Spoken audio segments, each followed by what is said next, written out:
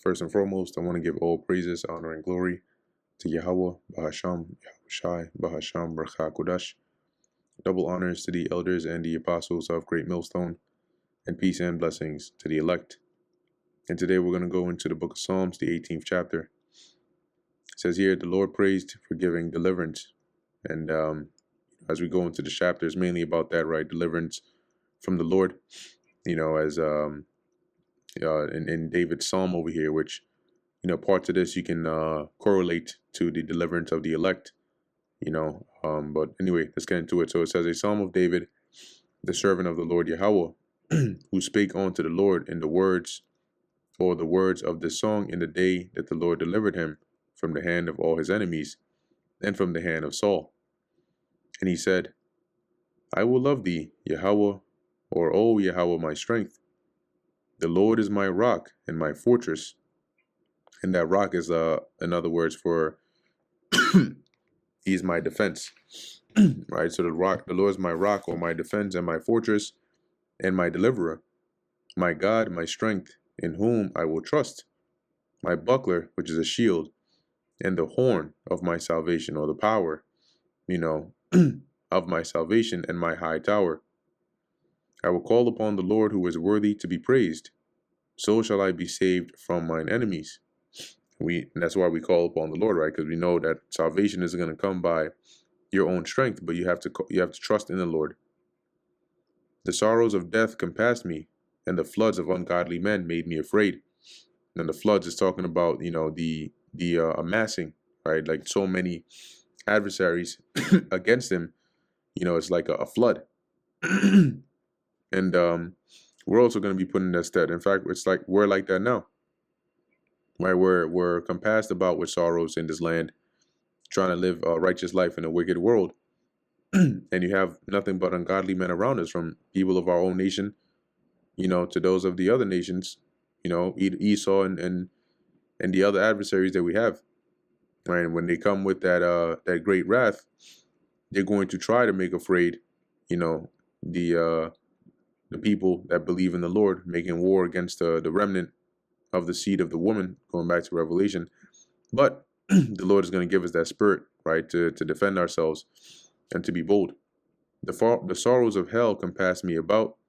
The hell here is referring to the grave. So that's basically like times when you feel uncertain about life. Your life is hanging in a doubt. It feels like you're compassed about with the sorrows of dying, of going to the grave. The snares of death prevented me. Prevent meaning to go ahead, right? It's like the trap of death sought me eagerly. And this is manifested in situations like that are life-threatening. In my distress, I called upon the Lord Yahweh and cried unto my God. He heard my voice out of his temple, and my cry came before him, even into his ears. Then the earth shook and trembled. The foundations also of the hills moved and were shaken, because he was wroth, because he was angry. There went up a smoke out of his nostrils, and fire out of his mouth devoured. Coals were kindled by it. He bowed the heavens also and came down, and darkness was under his feet. So here, as David is describing, the Lord basically intervening to defend him. This is also creating a visual of the Lord sending Yahushai back to defend and to deliver his elect.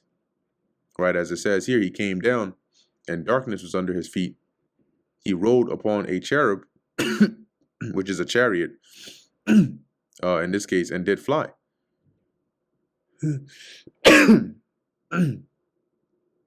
Upon the wings of the wind. So in this time when the Lord comes back, the scriptures tell you that, right?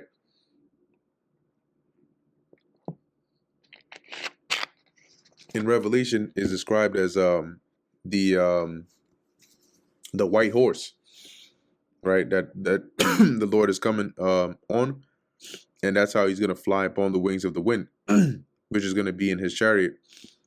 He made darkness his secret place. His pavilion or tabernacle round about him were dark waters and thick clouds of the skies. at this, and that's what they do, right? The chariots cloak themselves. Like when you look at sometimes the scriptures refer to them as clouds because they cloak themselves within the clouds.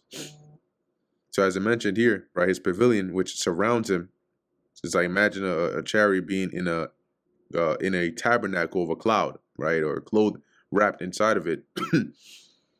And that's why it says, "Behold, he cometh with the clouds." Like if you were to see this here, don't worry about this. This is from a previous lesson I did. You'll see it if you watch through the rest of the Psalm videos. Might have been Psalm 78. Anyway, this is UFO seen from Independence Day, right here. Or actually, no, the other one was better. This one. Hopefully it doesn't crash. But this one was better, right? And here you can see it's a chariot, a so-called UFO, coming out of the clouds. So it's cloaked, it's like wrapped in the clouds, right? Going back to Psalm 18. It says here, verse 12, and at the brightness that was before him, his thick clouds passed, hailstones and coals of fire. Let's read this in the NLT. Thick clouds shielded the brightness around him and rained down hail and burning coals. You see that? It says here, or the lightning bolts. And when you read in 2nd Ezra 13, right, it gives you another visual of that, of the Lord appearing in a chariot, right, and shooting down, you know, the mix of fire and tempest and all of that, a destructive force. Today we call it a laser beam, coming from his chariot or his UFO, to put it plainly. So here, you know, as David is describing the means in which the Lord comes down to defend him, it's painting the picture, right, of how Yahushua is going to come down with the, you know, the hailstones and the coals of fire, because he's going to come with fire. That's what it says in Isaiah 66 and 15, right? The Lord will come with fire, you know, and with his chariots like a whirlwind, and he shall plead with all flesh, not to beg, but to judge. So at the time of Yahushua's return, you're going to have the missiles that are hitting, but he's also going to be doing damage along with the angels with their lasers, okay, which are also likened onto his arrows. You know, missiles are also likened to arrows, but the lasers from the chariots are also likened onto arrows. It says, yea, he sent out his arrows and scattered them, and he shot out lightnings and discomfited them. And that's why also in Revelation, it describes him as having a bow, right? Revelation, the 6th chapter. There was a white horse, and he that sat on him had a bow and went around to conquer. So when Yahushua comes back, what is he shooting out of that bow? Which is not a literal bow. He's not literally on a horse. That's going to manifest as him coming with the clouds and the chariots, shooting lasers, right, from his chariot, destroying and also delivering. Right, it says, and scattered them, and he shot out lightnings and discomfited them. That's also in 2nd Ezra 13. Then the channels of the waters were seen, and the foundation of the world were discovered. The foundations of the world were discovered at thy rebuke, O Yahweh, at the blast of the breath of thy nostrils. So reading that in the NLT. Then at your command, O Lord, at the blast of your breath, the bottom of the sea could be seen. That's the foundations, right, being discovered. And the foundations of the earth were laid bare, because at this time, there's also going to be, you know, great destruction, right? When the Lord comes back, the earth is going to be reeling to and fro. You know, land is going to be getting hit with missiles. There's going to be a lot going on. Verse 16, he sent from above, he took me, he drew me out of many waters. You see that? Which in David's case, he described his adversaries as a flood, right? So the Lord delivered him from the midst of his adversaries. But you know, symbolically, that's how the Lord is going to deliver the elect. He's gonna send from above, right? In Revelation 18, you know, that shout, the voice, come up hither, right? That ye be not partakers of her sins. And it says here, he took me, which the Lord is going to do, right? Does it not say in Matthew, 2 shall be in the field and one taken and one left, and drew me out of many waters, which in Revelation 17, it mentions. Let's close this here, but let's go to Revelation 17. Is it maybe the 15th verse? Yeah, and here the angel explains to John, because in this vision, John also saw a woman sitting upon many waters, right? And what did David say? He drew me out of many waters. So here, what does the angel explain in verse 15, right? And he saith unto me, the waters which thou sawest, where the whore sitteth, are peoples and multitudes and nations and tongues. And right now, we're in the midst of our enemies, right? And during that time, we're going to need deliverance. And the elect, that's what's going to happen. They're going to be drawn out of the peoples and kindreds and multitudes and tongues. They're going to come out of them. and that's what it says actually in Revelation 18, come out of her, my people. Verse 4, and I heard another voice from heaven saying, come out of her, my people, that ye be not partakers of her sins, and that ye receive not of her plagues. So that example of coming out of her is being beamed up, being delivered. Verse 17, he delivered me from my strong enemy and from them which hated me, for they were they were too strong for me. Right? And likewise, that's why we're going to need a deliverer. We don't have the power to be able to physically, take down or take over, or defend ourselves really against the plagues that are coming. It's too much.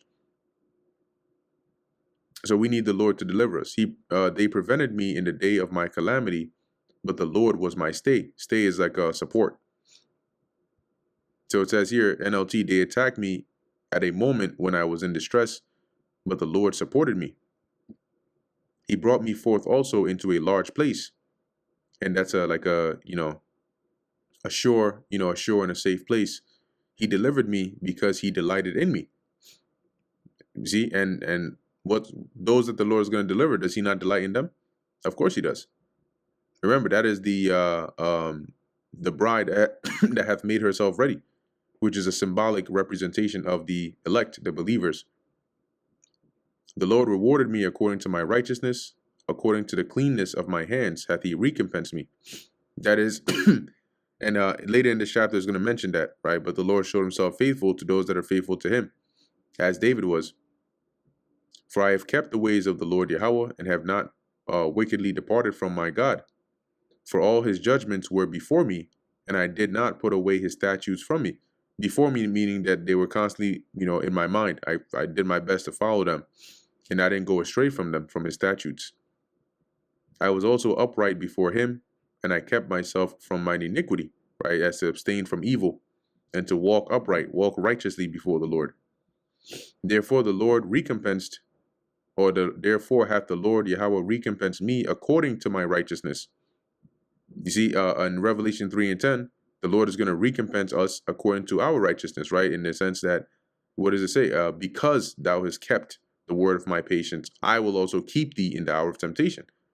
So that recompense of being kept or guarded in the hour of temptation, leading into deliverance, is going to be because or according to you keeping his word, which the Lord sees as a righteous thing. According to the cleanliness of my hands in his eyesight. And does the scripture not say concerning the elect that in whose spirit there is no guile? So the Lord sees the elect as clean in the eyesight, or in his sight, through Yahushua, just as David was saying he was seen as clean in the eyes of the Lord. With the merciful wilt thou shew thyself merciful, with an upright man thou wilt shew thyself upright. See? So if you are, if you're not giving your all, for example, to the Lord, he's not going to give his all for you. If you're not faithful to the Lord, he will not be faithful to you. If you deal mercifully, he will deal mercifully with you. With the pure, thou wilt shew thyself pure. And with the froward, thou wilt shew thyself froward. See? You want to deal crookedly, the Lord will deal with you crookedly. If you're pure and you're sincere, the Lord will deal with you purely and sincerely. For thou wilt save the afflicted people. Who are the afflicted people? Israel. And who does that start with? The elect of the nation of Israel. But will bring down the high looks.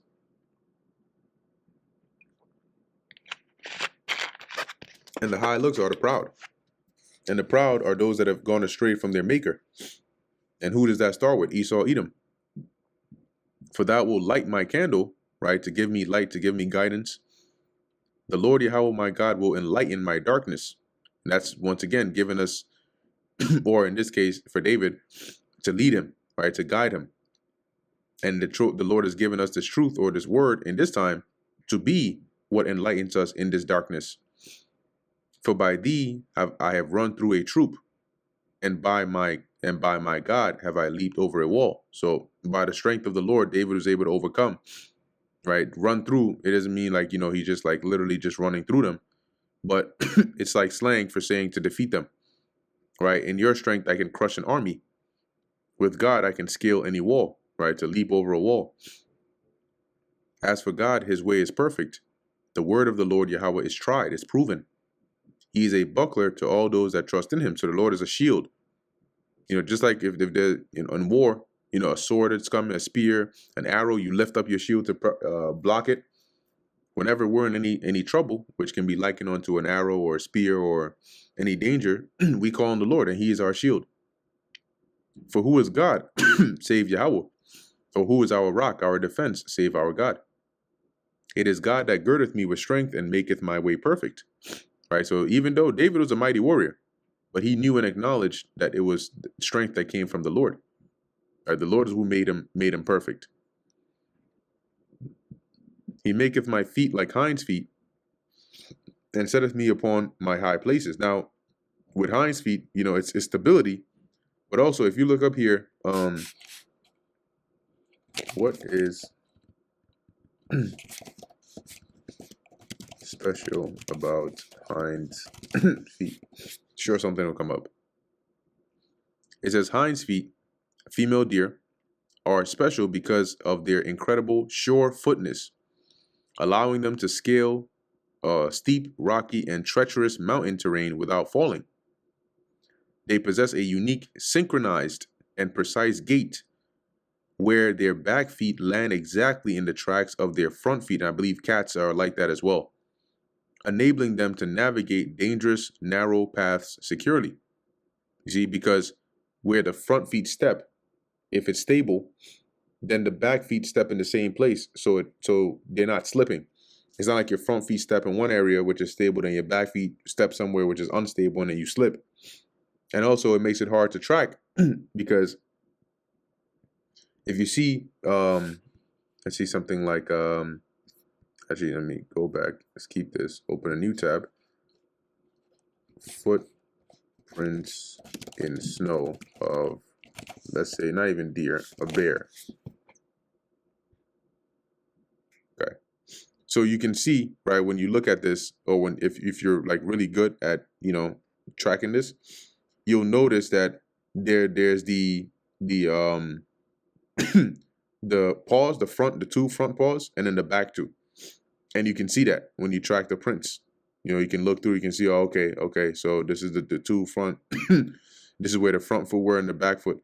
But with a deer or with a hind, it's going to be only two, because, where its front feet step or where its back feet step. Okay. But the main point about it is that it's the sure footness, allowing them to scale steep, rocky, and treacherous mountain terrain without falling. So in other words, the Lord made David, as it says here,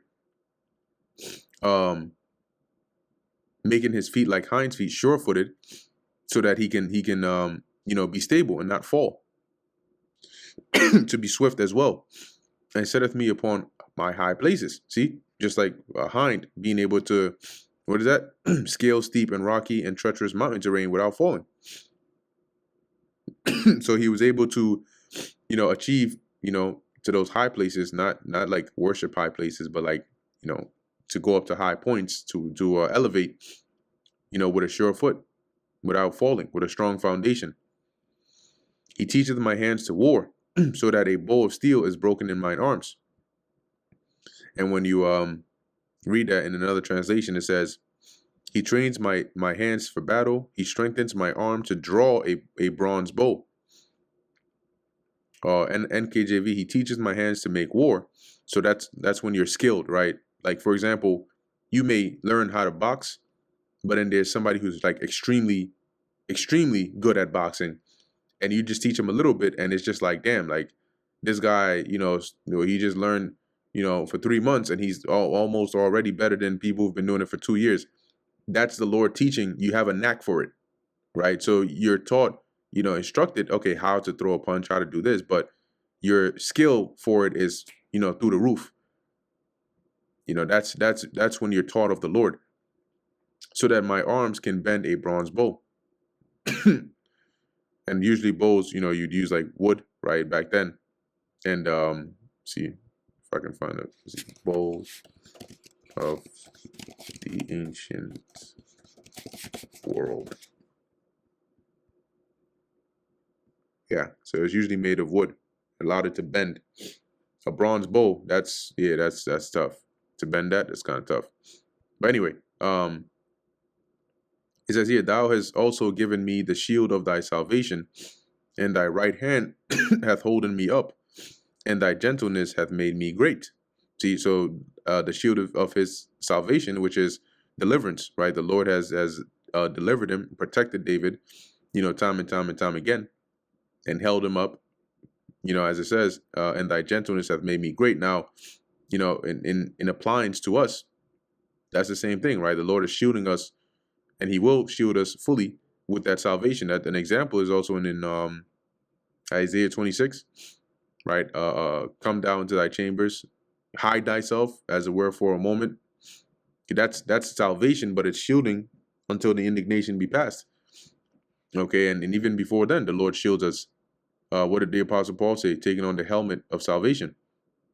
Okay, and it says thy right hand, which is, Yahushai, symbolically holding us up, right? He's the one who's through the Spirit nurturing us, and maintaining us in the Spirit.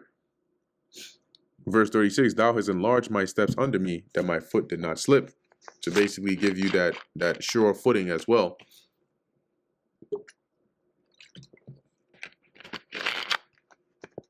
If you're walking in a narrow path and the land under you is very small, you have a greater chance of falling, as opposed to if it's like large, right? And you have a place to put your foot. I have pursued mine enemies and overtaken them, neither did I turn again till they were consumed. I have wounded them that they were not able to rise. They are fallen under my feet. So the Lord, not only did he deliver David, but he gave him the ability to have the upper hand over his enemies. And as he says, I pursued them, and I wounded them to the where they couldn't rise again. And now they were subdued under my feet. For thou hast girded me with strength unto the battle. Thou hast subdued under me those that rose up against me. So my enemies are now, have become prey to me. Thou hast also given me the necks of mine enemies, that I might destroy them that hate me. And guess what? That's an honor that the Lord is going to give his saints. They cried, but there was none to save them, even unto the Lord, but he answered them not. Imagine the enemies here of David, especially these other nations. Imagine them with their idols and stuff they serve. And they got so bad, they just so desperate that they cried even unto the God of the one who is destroying them, who gave him the power to destroy them. They called even unto him in hopes of something, but he answered them not. Why would he? Then did I beat them, small as the dust before the wind. I did cast them out as the dirt in the streets. Thou hast delivered me from the strivings of the people. Thou hast made me the head of the heathen. A people whom I have not known shall serve me. And this is also going to apply to Israel. When the Lord delivers us, right, when he delivers his elect, we're going to be raised up, right? There are a lot of precepts that go into that, to be the head over the heathen, right? I will give the, what's that, Revelation? Might be Revelation 2. So he that overcometh and keepeth my works unto the end, I will give him power over the nations. That's being head over the heathen. And he shall rule them with a rod of iron, as the vessels of a potter shall they be broken to shivers, even as I have received of my Father. Okay, so it says here, a people whom I have not known shall serve me, right? It also says, what's that, is in Isaiah, that, let's see, nursing,